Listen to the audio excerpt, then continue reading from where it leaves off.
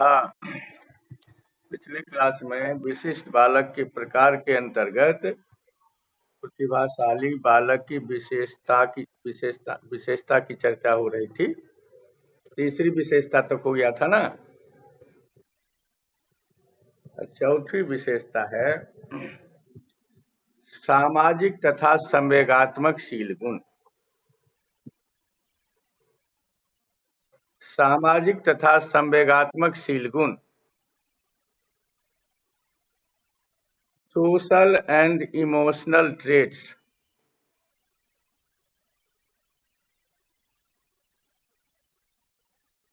प्रतिभाशाली बालक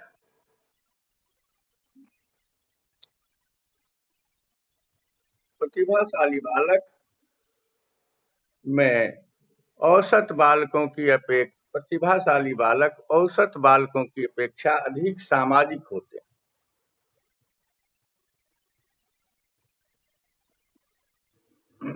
दूसरे शब्दों में उनमें सामाजिकता तथा संवेगात्मक परिपक्वता अधिक पाई जाती है। वे शिक्षण, खेलकूद, वाद विवाद आदि क्षेत्रों में श्रेष्ठ होते हैं। उनमें नेतृत्व का भी गुण पाया जाता है। नेक्स्ट, शिक्षण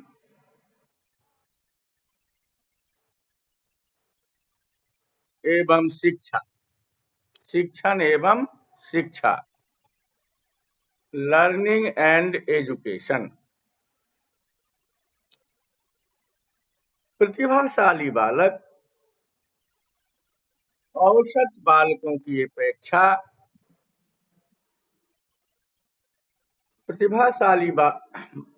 बालक में औसत बालकों की अपेक्षा सीखने की योग्यता अधिक पाई जाती है।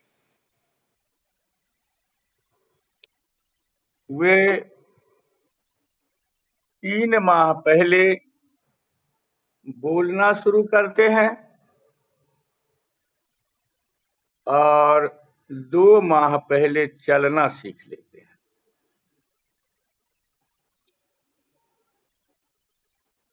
उनका शब्द भंडार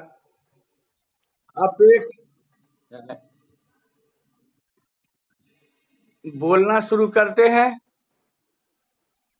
और 2 माह पहले चलना सीख लेते हैं।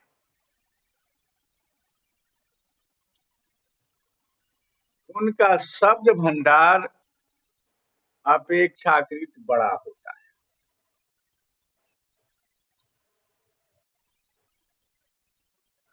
लगभग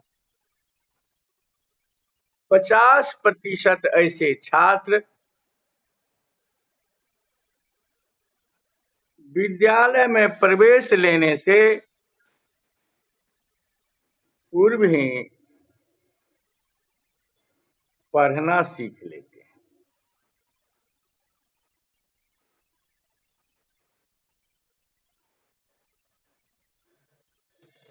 उनमें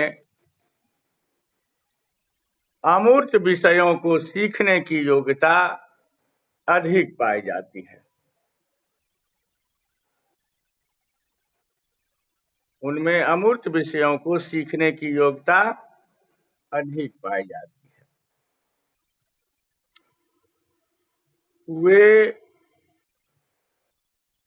अपनी सूझ तथा पूर्व अनुभव से लाभ उठाने में दक्ष होते हैं।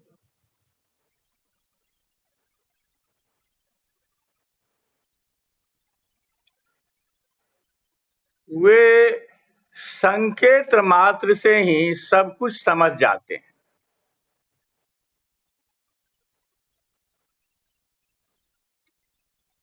ऐसे बालकों को शिक्षित करने में शिक्षकों को कोई माथापच्ची नहीं करनी पड़ती है।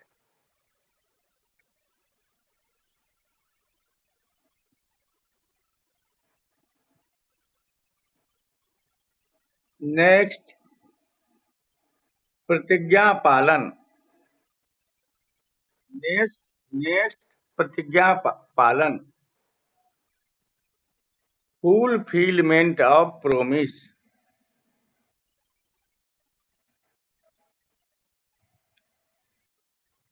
प्रतिभाशाली बालक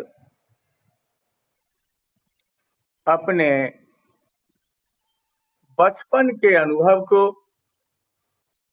युवावस्था में भी कायम रखते हैं।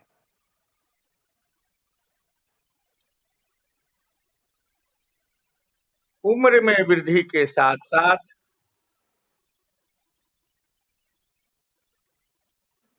युवावस्था में भी कायम रखते हैं। उम्र में वृद्धि के साथ साथ उनकी योग्यताओं में कोई कमी या हरास नहीं होती।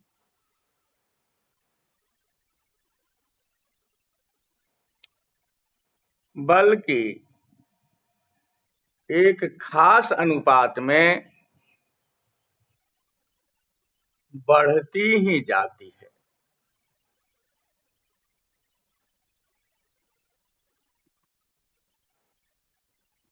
खास अनुपात में बढ़ती ही जाती है।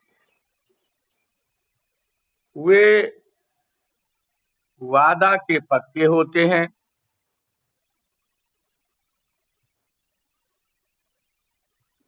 जो वादा करते हैं उसको निभाते हैं।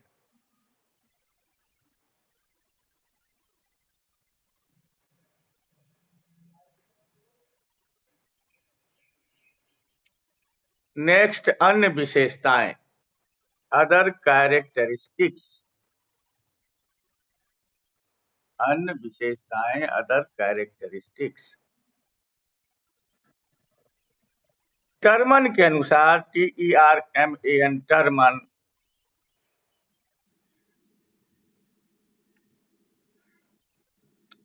टर्मन के अनुसार प्रतिभाशाली बालक में मौलिकता,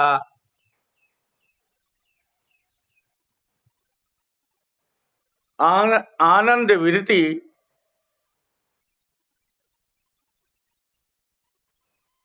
धैर्य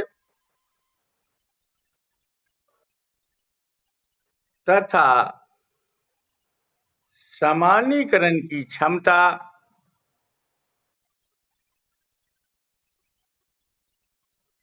आदि विशेषताएं पाई जाती हैं।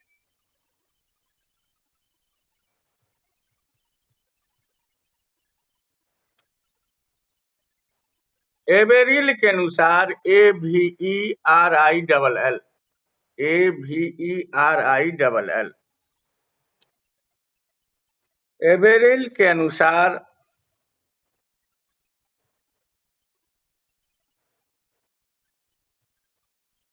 प्रतिभाशाली बालक में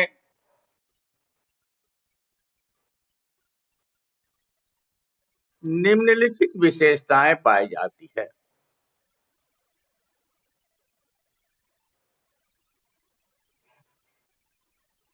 मानसिक क्रियाओं में शीघ्रता, मानसिक हाँ मानसिक क्रियाओं में शीघ्रता, कोमा देख देते जाइए, लिखते जाइए। मानसिक क्रियाओं में शीघ्रता, अमूर्त विषय की ओर झुकाव,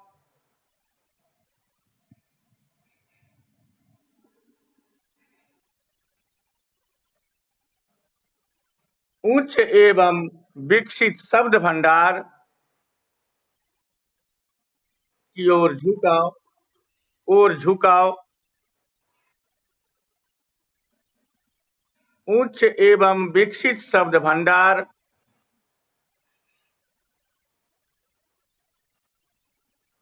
उच्च सामान्य ज्ञान,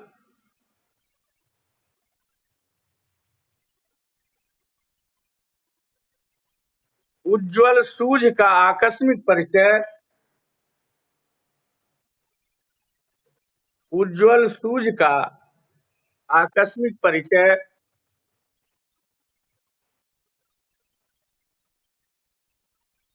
अवकाश में नीरसता का अभाव,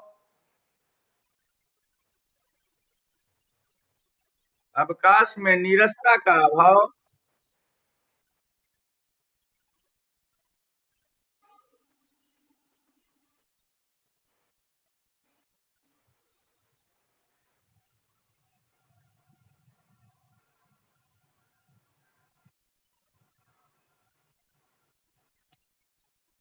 बुद्धि परीक्षणों पर उच्च प्राप्तांक,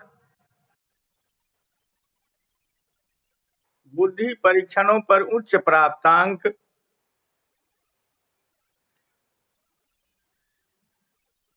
उदासीनता की कमी, आदि विशेषताएं पाई जाती है।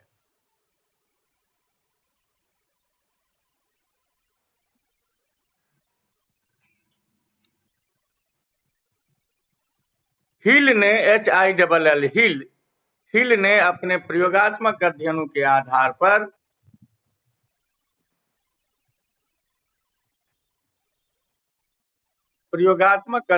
आधार पर ऐसे बालक की निम्नलिखित विशेषताओं की चर्चा की है।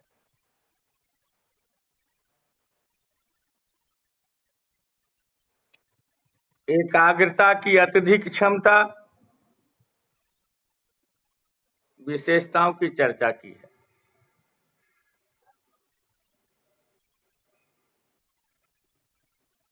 एकाग्रता की अत्यधिक क्षमता,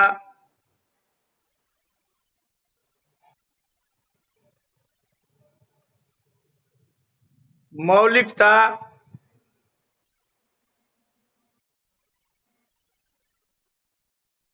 नंबर दे के लिखिए, चाहे वैसे भी कोमा दे के लिखिए। मौलिकता, सामान्यीकरण की अत्यधिक क्षमता,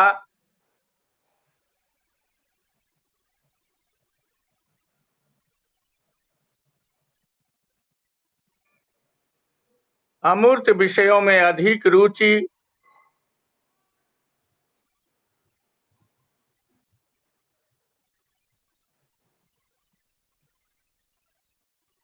अमूर्त विषयों में अधिक रुचि,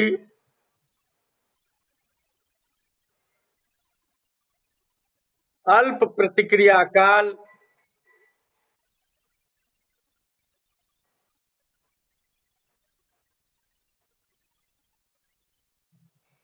विषयों को समझने की अत्यधिक योग्यता,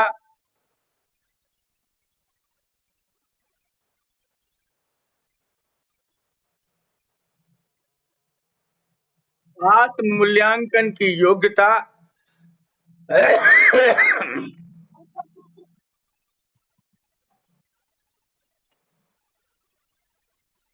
विषयों को समझने की अत्यधिक योग्यता, आत्म मूल्यांकन की योग्यता, आदि विशेषताएं पाई जाती है।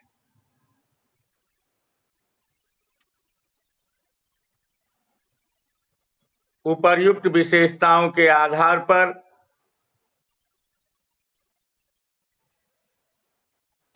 ऐसे बालकों को औसत एवं मानसिक मंद बुद्धि के बालकों से उपर्युक्त विशेषताओं के आधार पर ऐसे बालकों को औसत एवं मानसिक मंद बुद्धि के बालकों से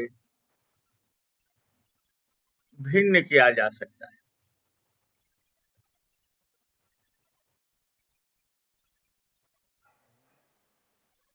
बालकों को औसत एवं मंद बुद्धि के बालकों से भिन्न किया जा सकता है।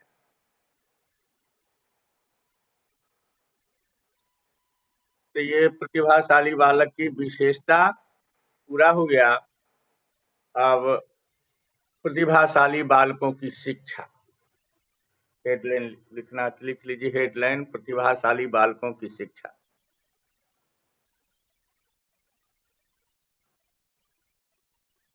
प्रतिभाशाली बालकों की शिक्षा, विशेषता हो गया।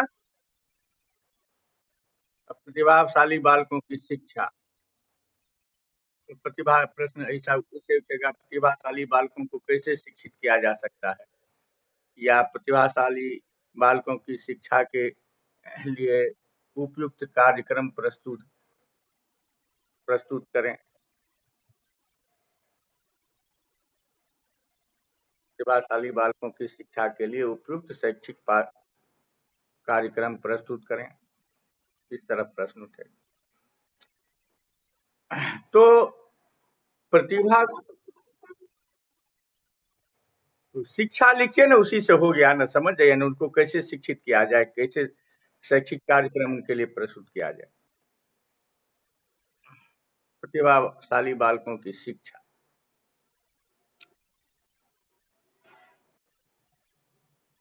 प्रतिभाशाली बालकों की शिक्षा, शिक्षक, शिक्षा शास्त्री तथा अधिकारी के लिए एक गंभीर समस्या है।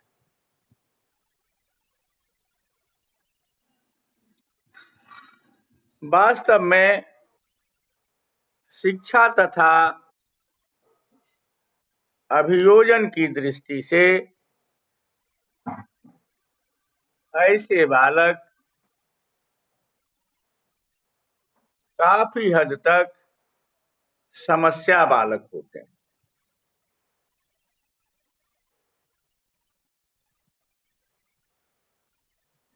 कारण सामान्य पाठ्यक्रम उनकी मानसिक योग्यता के समरूप नहीं होते।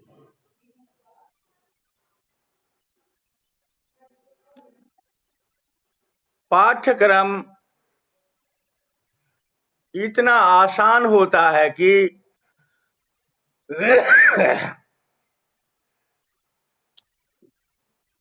पाठ्यक्रम इतना आसान होता है कि महज ही वे थोड़े समय में उसे सीख लेते हैं।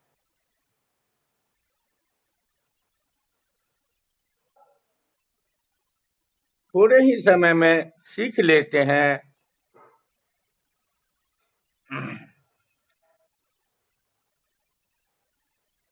और फिर उस पाठ्यक्रम में उनकी रुचि नहीं रहती।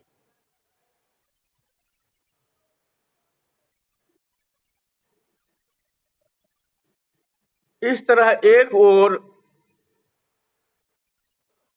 वे अपनी मानसिक योग्यता का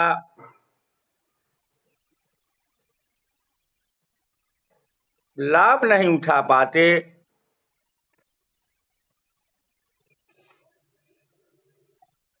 दूसरी ओर पाठ्यक्रम,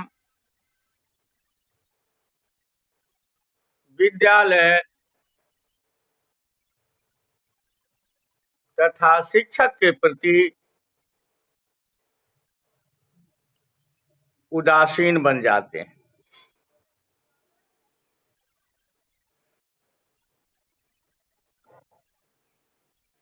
वर्ग में शरारत करना,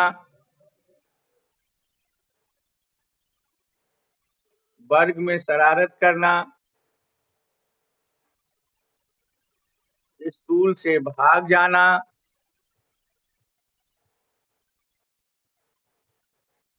घर पर नहीं रहना,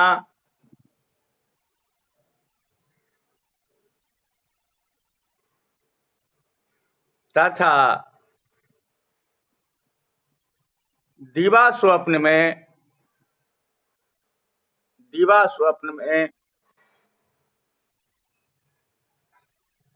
अपना समय बिताने लगते हैं।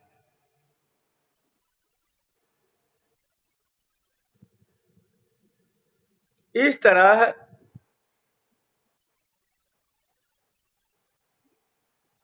कुछ छात्र तो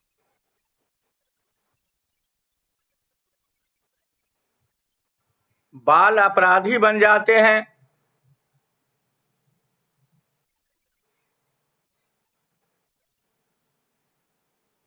और कुछ अपनी प्रतिभा को गंवाकर किसी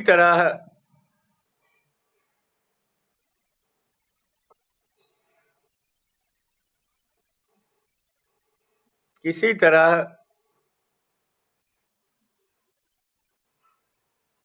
अपने जीविकोपार्जन में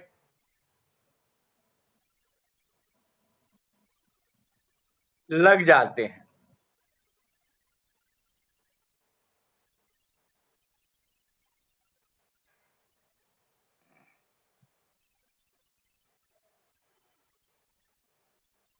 अतः ऐसे बालकों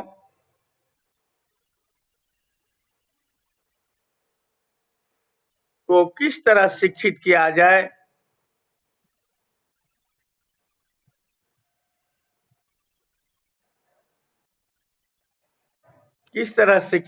जाए,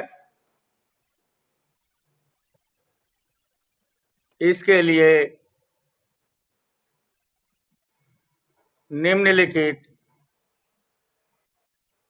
शैक्षिक कार्यक्रम प्रस्तुत किए जा सकते हैं।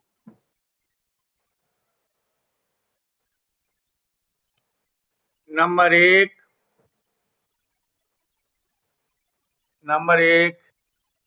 शीर्ष वर्गोन्नति।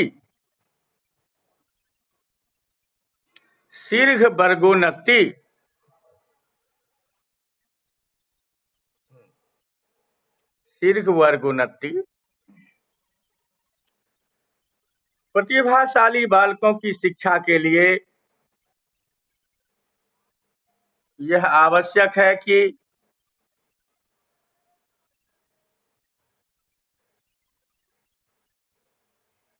उन्हें अतिरिक्त वर्ग उन्नति दी जाए।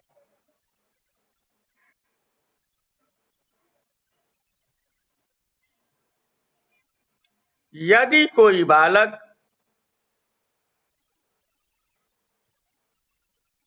अपनी कक्षा के बालकों की अपेक्षा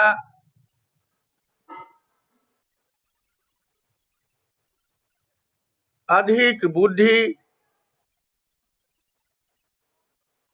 या प्रतिभा वाला हो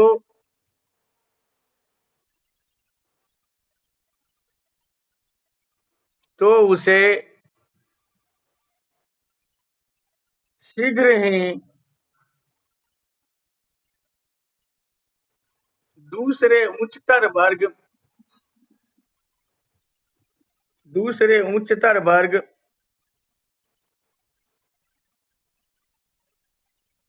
में भेज देना चाहिए।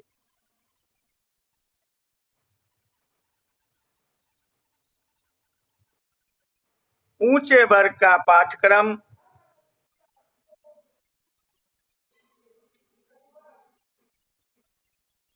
अपेक्षाकृत कठिन होने के कारण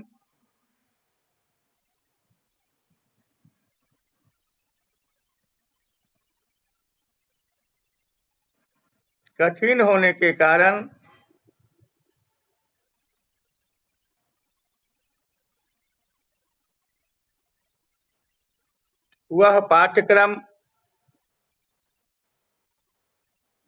उस बालक की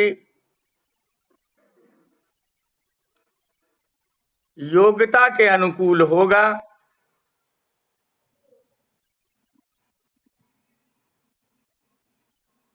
योग्यता के अनुकूल होगा,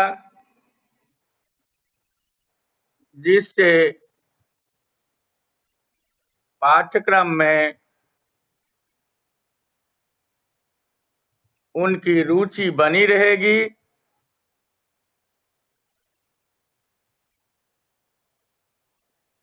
तथा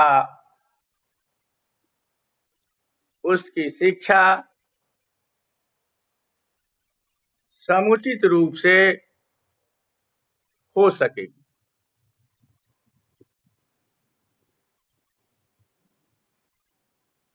इस तरह का प्रबंध प्राथमिक एवं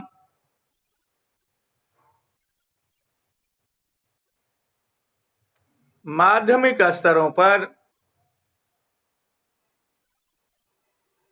होना चाहिए।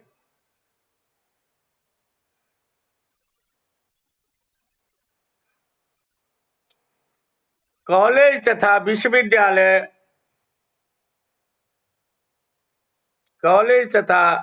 विश्वविद्यालय स्तरों पर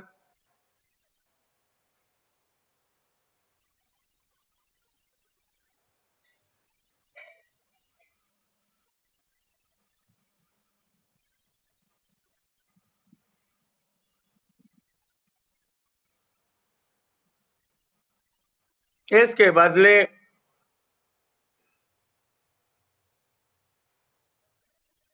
अतिरिक्त विषय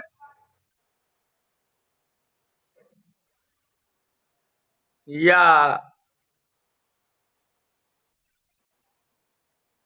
प्रतिष्ठा विषय की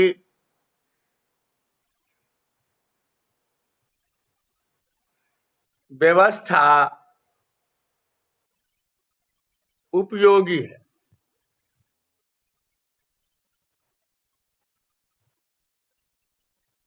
दूसरा,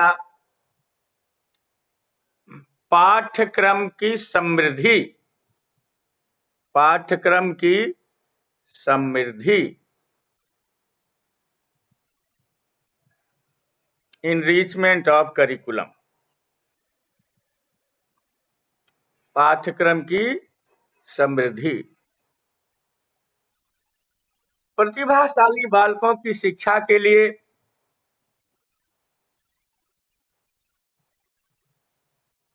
एक दूसरा तरीका यह है कि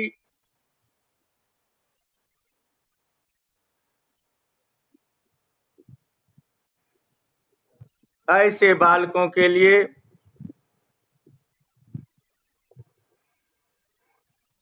समृद्ध पाठ्यक्रम की व्यवस्था की जाए।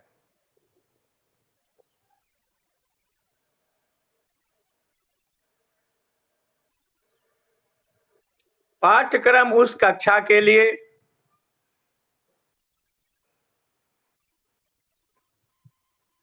निर्धारित पाठ्यक्रम से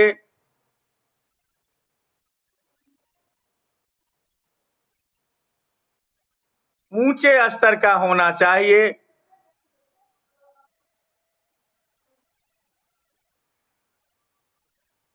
जिसमें अमूर्त विषयों की अधिकता हो।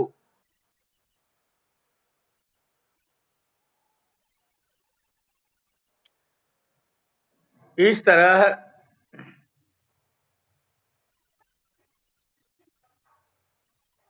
सामान्य बालकों के साथ ही इस तरह सामान्य बालकों के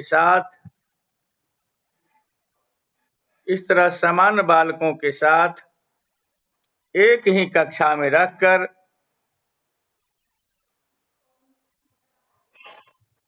सामान्य बालकों के साथ ही एक कक्षा में रखकर प्रखर बुद्धि के बालकों को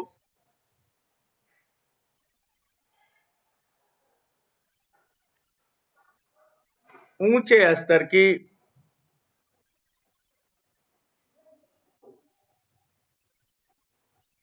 शिक्षा दी जा सकती है,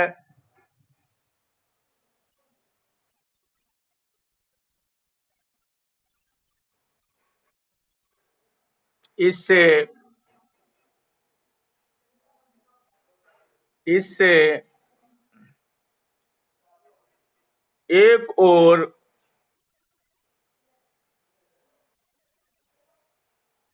वे अपनी योग्यता का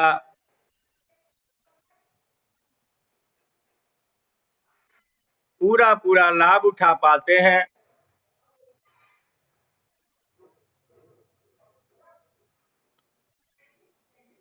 और दूसरी ओर कक्षा में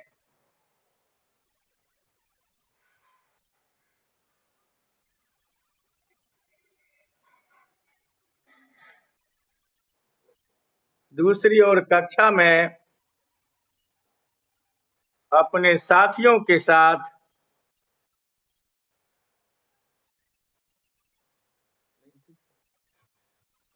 दूसरी ओर कक्षा में अपने साथियों के साथ अभियोजित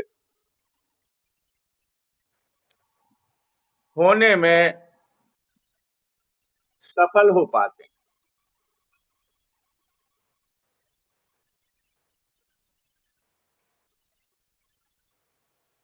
तीसरा, विशिष्ट कक्षा का प्रबंध।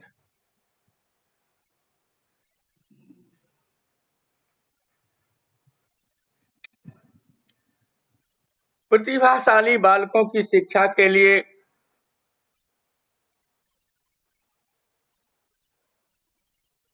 विशिष्ट कक्षा का प्रबंध होना चाहिए।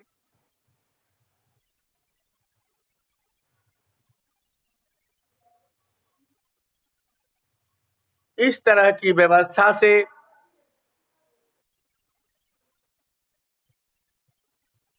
यह फायदा होगा कि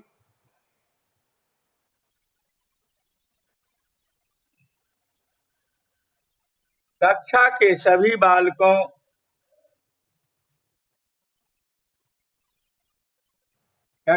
सभी बालकों के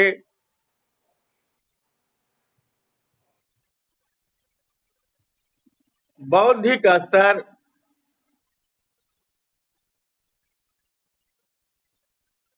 समान होने से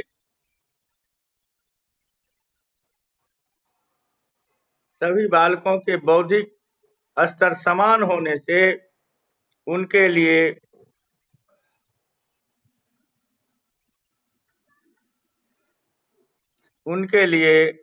समान पाठ्यक्रम,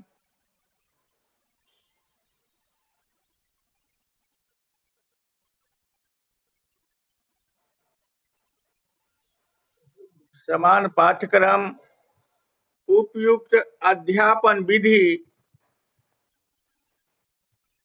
तथा योग्य शिक्षकों की व्यवस्था करने में आसानी हो।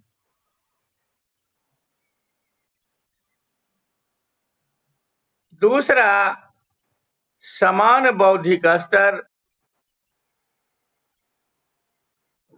होने के कारण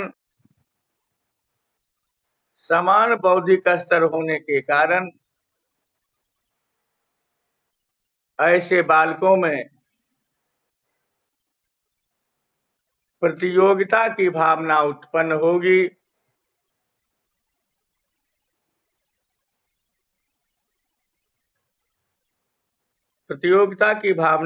होगी, जो सफल शिक्षा के लिए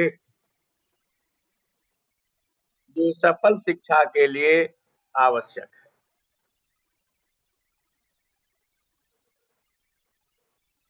तीसरी बात,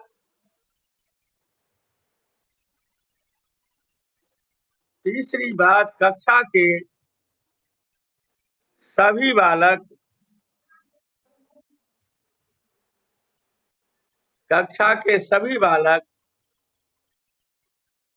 लगभग सामान्य बुद्धि के होंगे,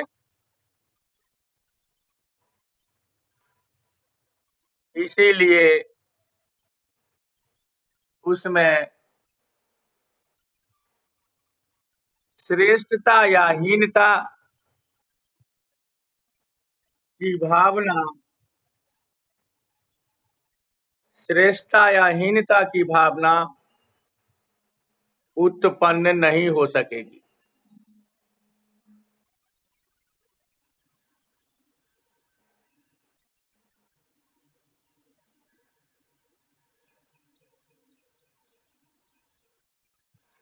अब नेक्स्ट पॉइंट, विशिष्ट योजनाएं। विशिष्ट योजनाएं प्रतिभाशाली बालकों की शिक्षा के लिए विशिष्ट योजनाओं का प्रबंध आवश्यक है। इन योजनाओं में किस्सा, कहानी,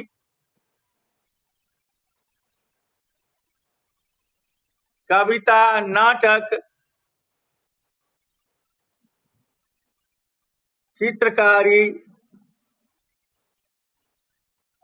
वाद विवाद आदि विषय शामिल किए जा सकते हैं।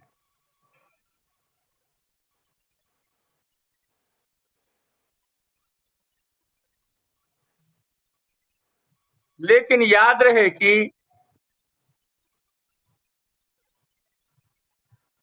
इन योजनाओं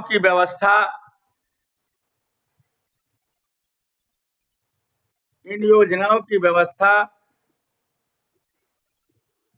बालकों की आयु,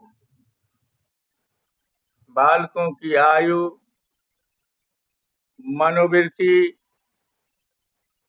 एवं अभिरुचि के अनुकूल हो, नहीं तो इस योजना का उद्देश्य पूरा नहीं हो सकेगा। नेक्स्ट पॉइंट, योग्य शिक्षक एवं उपयुक्त अध्यापन विधि। योग्य शिक्षक एवं उपयुक्त अध्यापन विधि।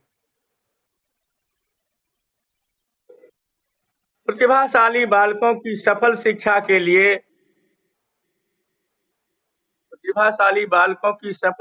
के लिए योग्य शिक्षक एवं उपयुक्त अध्यापन विधि आवश्यक है।